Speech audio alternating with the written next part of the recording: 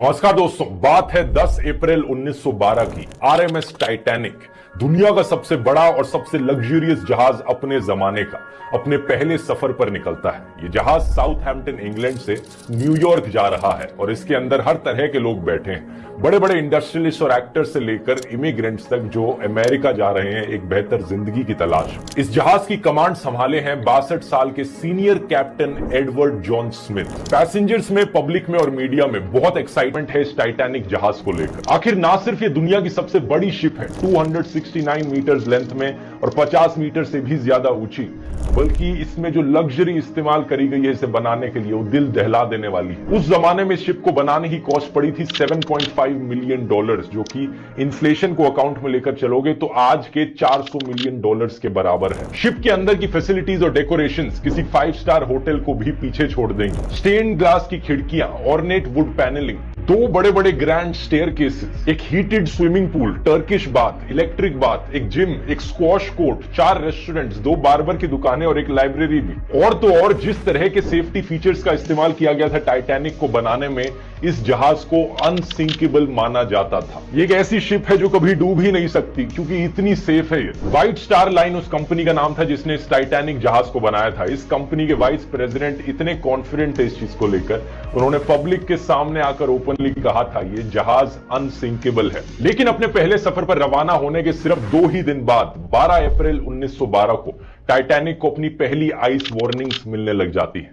यानी जिस Atlantic ocean पर तैर कर ये टाइटैनिक अमेरिका की ओर बढ़ रहा है वहां पर आइस मौजूद है, बड़े बड़े बर्फ के पहाड़ मौजूद हैं, आइसबर्ग्स, जो खतरा है इस जहाज के लिए। ये वार्निंग्स को इतनी अनयूजुअल चीज नहीं है। समुद्र से गुजरने वाले जहाज अक्सर अपने आसपास वाले जहाजों को रेडियो के थ्रू कम्युनिकेट करके बताते रहते हैं कि समुद्र के इस एरिया में बहुत ज्यादा बर्फ मौजूद है, ध्यान से आगे बढ़ना। इन वार्निंग्स को रिसीव करने के बाद टाइटैनिक अपने कोर्स को 2 बार बदलती है डेंजर को अवॉइड करने के लिए, लेकिन अपनी स्पीड को कम नहीं करती। 21.5 नॉट्स, जो कि 40 किलोमीटर पर आवर के बराबर होता है, इतनी ही तेजी से ये जहाज आगे बढ़ता रहता है अपने लक्ष्य की ओर। 2 दिन बाद 14 अप्रैल 1912 7 और आइस वार्निंग्स दी जाती हैं, लेकिन कैप्टन स्मिथ और उनके क्रू इन वार्निंग्स को इग्नोर कर देते हैं। टाइटैनिक की रफ्तार कम नहीं करते। धीरे धीरे सूरज ढल जाता है, रात हो जाती है, तापमान नीचे गिरता है। इस 14 अप्रैल की रात के बारे में खास बात यह है कि चांद बाहर नहीं आया था। बिना मून के, कोई मूनलाइट नहीं थी, तो विजिबिलिटी बहुत कम थी इस रात को। जहाज के ऊपर एक क्रोज नेस्ट होता है, एक छोटा सा प्लेटफॉर्म जो काफी हाइट पर होता है, लुकआउट पॉइंट कह सकते हो। यहां पर किसी को बिठाकर रखा जाता है हमेशा, ताकि सामने जहाज के क्या आ रहा है वो नजर रखते रहे, कहीं कोई ट्रैफिक तो नहीं, कहीं कोई ऑब्स्ट्रक्शंस तो नहीं आ रही हैं। तो जो बंदा इस जगह पर बैठा था उसे बड़ी ही ठंड का सामना करना पड़ता है। बहुत तेज रफ्तार से ठंडी हवाएं बह रही थी, ऊपर से रात का समय था और ठंडी हवाओं की वजह से आंखों से आंसू भी आने लग जाते हैं, जिससे आगे देखना और भी मुश्किल हो जाता है। रात के 11:39 फ्रेडरिक फ्लीट नाम का एक बंदा इस क्रोज नेस्ट में बैठा है। ये अचानक से अपने सामने देखता है एक बड़ा सा बर्फ का पहाड़, एक आइसबर्ग आ गया है।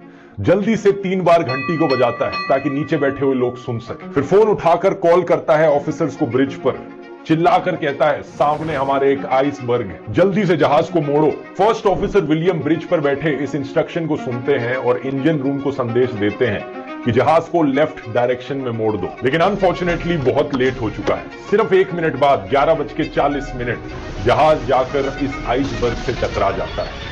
The Titanic was a new breed of luxury liner. Titanic left port in Southampton, England. Among her passengers were many of the wealthy and influential. The band played the gayest tunes and American ragtime dances. The time was 11:40. The iceberg grazed the right side of the ship. And all of a sudden she lifted up quickly. Everything that was movable was going through her.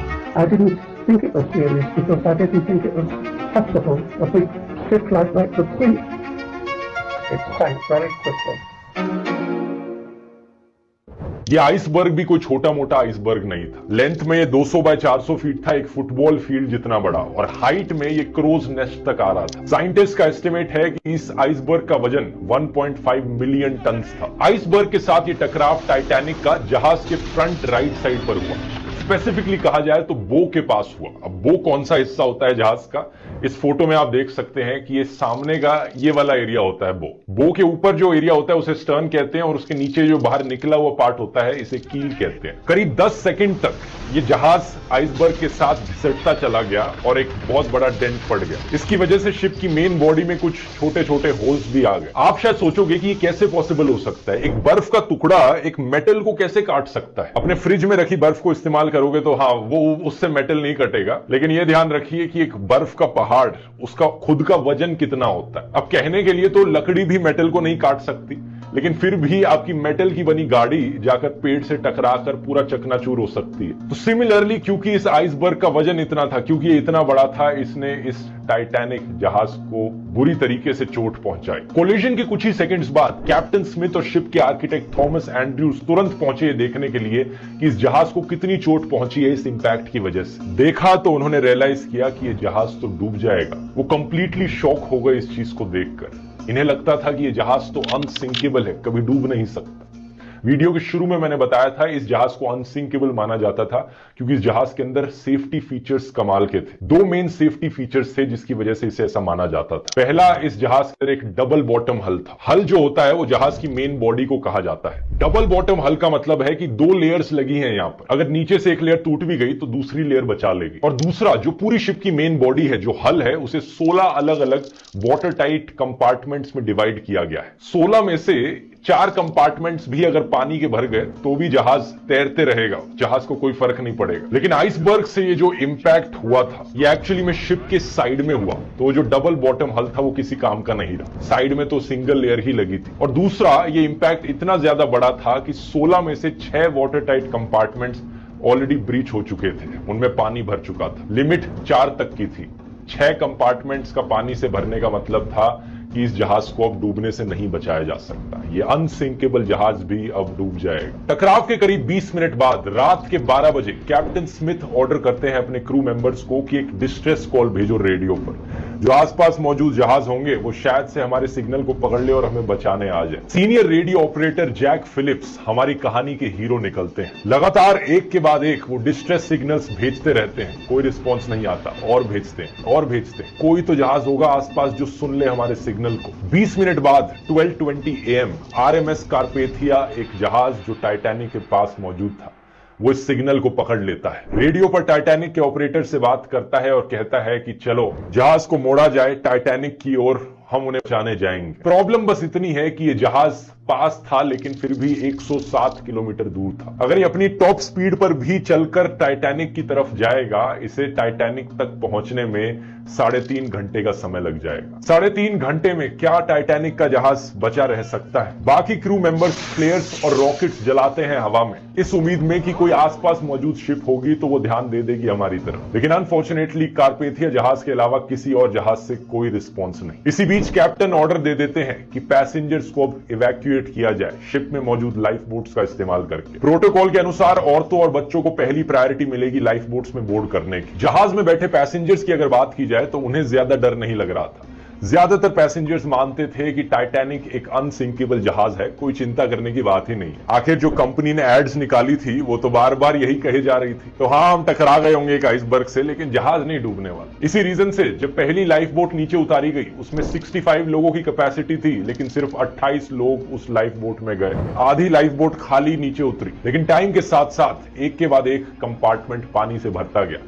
जहाज अब tilt होने लगा। धीरे धीरे passengers ने realise करना शुरू किया कि एक्चुअली में ये जहाज डूब सकता है। और जब पैसेंजर्स को ये रियलाइजेशन हुई तो जबरदस्त केओस हो गया और पैनिक में लोग इधर उधर भीड़ में भागने लगे। रात के 1 बजे तक पानी इतना ज्यादा भर चुका था जहाज के आगे वाले कंपार्टमेंट्स में कि जहाज का जो आगे वाला हिस्सा था, जो बो था शिप का, वो पानी के अंदर डूबने लगा। इसकी वजह से जो पीछे वाला हिस्सा था टाइटैनिक का, वो पानी के बाहर आ गया। जो प्रोपेलर्स थे वो पानी के बाहर आ गए पीछे से। जब जहाज का टिल्ट इतना ज्यादा हुआ तो पूरी तरीके से हड़बड़ी मच गई। लोग एक दूसरे के साथ लड़ने लगे लाइफ बोट में बैठने के लिए। प्रॉब्लम यह थी कि लाइफ बोट्स की सख्त कमी थी जहाज पर। सिर्फ 20 लाइफ बोट्स मौजूद थी जिस पर अप्रोक्सीमेटली सिर्फ 1200 लोग आ सकते थे, लेकिन जहाज में 2200 के करीब लोग थे। रात के 2:05 आखिरी लाइफ बोट टाइटैनिक से पानी में उतारी गई।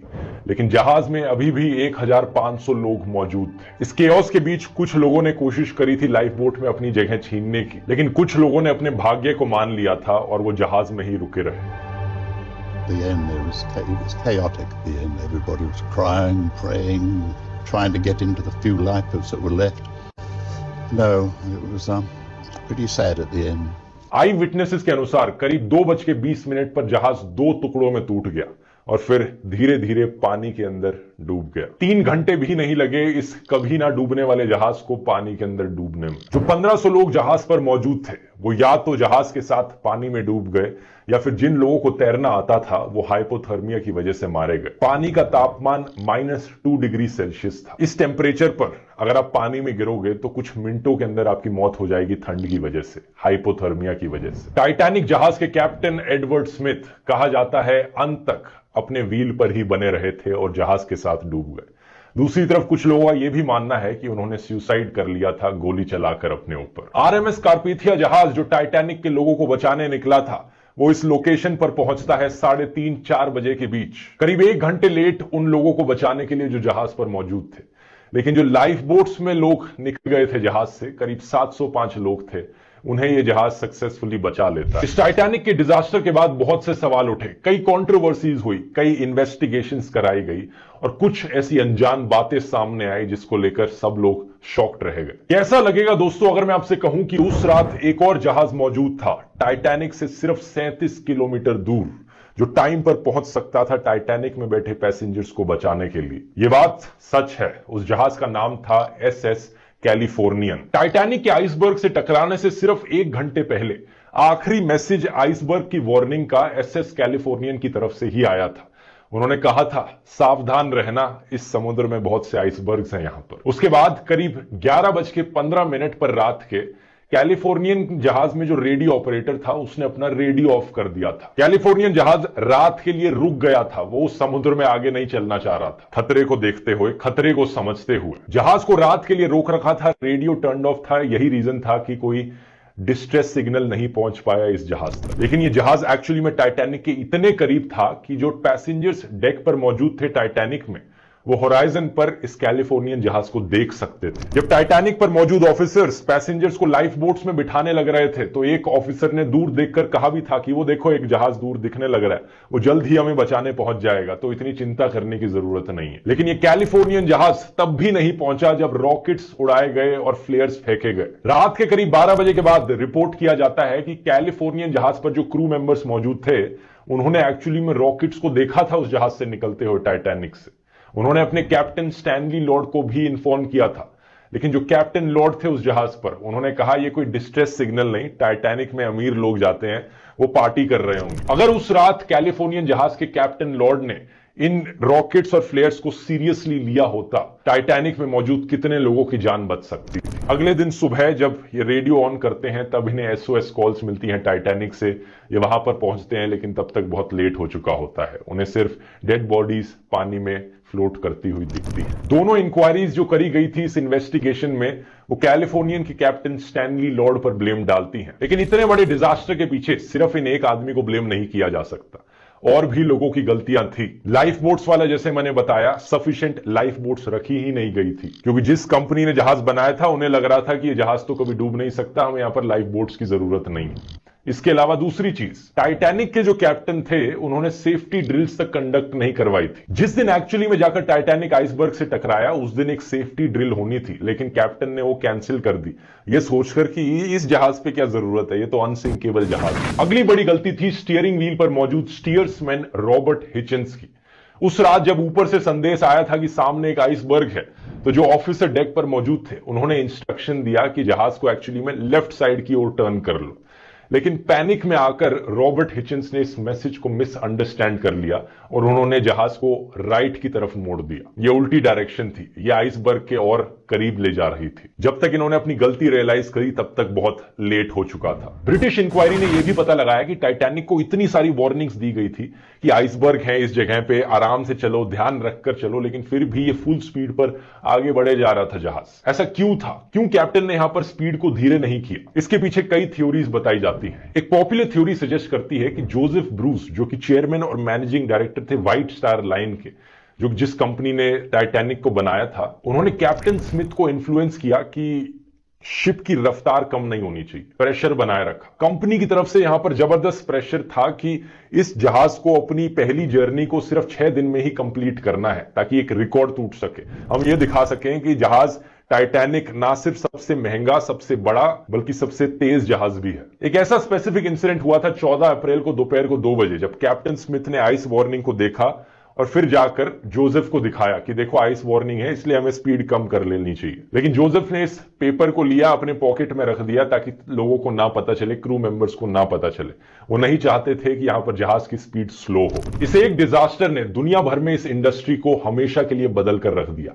कई सारी नई रेगुलेशंस और स्टैंडर्ड्स सेट किए गए जिससे कि ऐसे डिजास्टर्स फ्यूचर में ना हो। 1914 में एक इंटरनेशनल आइस पेट्रोल को बनाया गया, जिससे कि आने वाली शिप्स को हमेशा वार्न किया जा सके जो आइसबर्ग्स उनके पाथ में आ रहे हैं। International convention of safety of life at sea यानी SOLAS एक ट्रीटी साइन करी गई, जिसने नए स्टैंडर्ड सेट किए शिप्स को लेकर। जैसे कि एक लाइफ बोट रेगुलेशन बनाई गई कि जितने भी जहाज हैं उन पर sufficient amount of life boats होनी चाहिए हर पैसेंजर के लिए। टाइटैनिक की जो रैकेज थी, जब टाइटैनिक जहाज डूबा, इस जहाज को पानी के अंदर ढूंढने में 70 साल से ज्यादा का समय लग गया।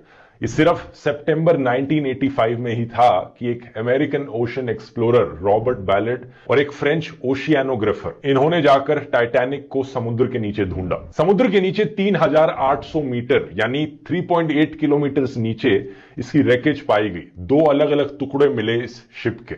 ये दोनों टुकड़े एक दूसरे से 600 मीटर दूर थे। आज के दिन, इतने सालों बाद, जो शिप पानी के अंदर डूबी हुई पड़ी है, इन्वायरमेंट ने इसे धीरे धीरे इरोड कर दिया है। एक्चुअल शिप ऐसी दिखती थी और आज के दिन इस शिप का सिर्फ इतना ही हिस्सा बचा है। रिपोर्ट किया गया है कि बैक्टीरिया और अलग अलग ऑर्गेनिजम्स इसके मेटल फ्रेमवर्क को खाए जा रहे हैं और एक्सपेक्ट किया जा रहा है कि साल 2030 तक ये शिप पूरी तरीके से गायब हो जाएगी पानी के अंदर। लेकिन आज के दिन 110 सालों बाद भी टाइटैनिक को लेकर जो फैसिनेशन है वो लोगों के मन में अभी भी जारी है। साल 2012 में एक ऑस्ट्रेलियन बिलियनियर क्लीफ पाल्मर ने प्लान किया था कि वो टाइटैनिक 2 बनाएंगे। एक ओरिजिनल टाइटैनिक जहाज का एक कॉपी कैट जहाज, लाइफ साइज्ड मॉडल। इन्होंने ये भी कहा कि वो सेम रूट पर चलेगा और उस जहाज के अंदर एक एक चीजें बिल्कुल एग्जैक्टली उसी तरीके से बनाई जाएंगी जैसी उस ओरिजिनल जहाज में हुआ करती थी। ओरिजिनली इस प्रोजेक्ट को 2016 तक खत्म हो जाना चाहिए था, लेकिन बहुत सारे डिलेस के बाद 2022 में भी ये खत्म नहीं हुआ। कहा जाता है लोगों को इतना इंटरेस्ट नहीं है इस प्रोजेक्ट में, क्योंकि अगर एग्जैक्ट रेप्लिका बनाया जाएगा उस टाइटैनिक जहाज का, तो उसमें कोई टेलीविजन, कोई वाईफाई नहीं होगा और कोई एक्चुअली में उसे यूज नहीं करना चाहेगा। तो हो सकता है ये अनसिंकेबल टाइटैनिक 2 जहाज अपने